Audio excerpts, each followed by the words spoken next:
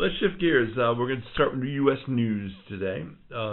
Yesterday, President Obama defied the U.S. Congress. They told him, don't you dare do it. Don't you dare no Supreme Court nomination for you. So in a big Rose Garden ceremony, he selected Merrick Garland, a circuit court judge in the Ninth Circuit, which just happens to be the D.C. Circuit.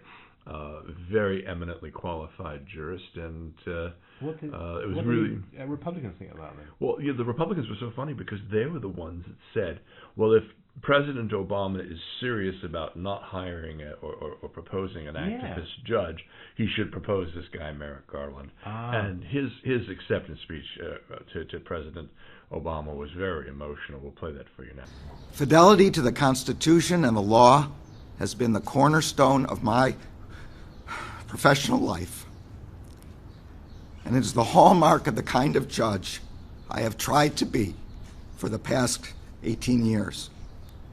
If the Senate sees fit to confirm me to the position for which I have been nominated today, I promise to continue on that course. Just a tremendous effort by him, and this guy is really, the first time that if you listen to the comments that were made by commentators on both sides of the aisle, this guy really goes out of his way to just interpret the law the way it's supposed to be. It's very emotional acceptance speech, wasn't it? Well, not acceptance speech, but I mean emotional, wasn't he? Nomination.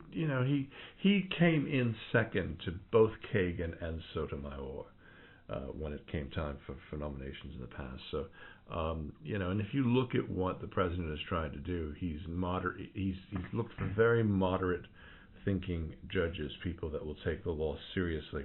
So where does he come from, a liberal or right-wing? He's definitely a leftist judge. He's definitely, and that will change the balance of the court, because the court was. So how come the Republicans didn't mind him? Well, the Republicans, it's not a question of not minding him, but 8 of the judges that confirmed him for the D.C. Circuit 18 years ago are still in the Senate. And they, I think he got, I think it was like 70-something to 23. But, these 8 Republicans all said that, this is one of the finest judges that you could ever possibly have, because he's very moderate, very thoughtful. He's not what they call an activist judge. And that seems to work really, really well. And he's boxed the Senate in. I mean, this is a masterstroke of politics by Obama, because they said they're not going to act on it.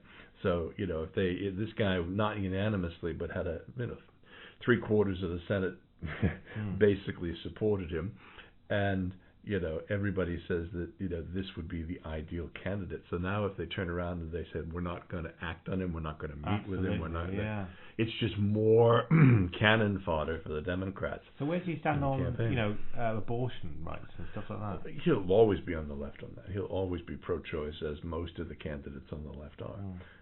But he wouldn't have made it this far if he wasn't pro-choice. He wouldn't have made it this far if he wasn't, very much for the separation of church and state.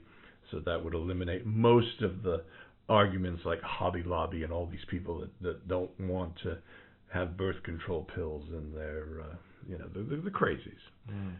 The interesting thing is that I heard yesterday for the first time that if Hillary wins the presidency, that it's likely that the Senate will just include him in the lame duck appointments at the end of the year, because it won't matter. They'll just have another Democratic president. But if Hillary loses, it's very, very difficult.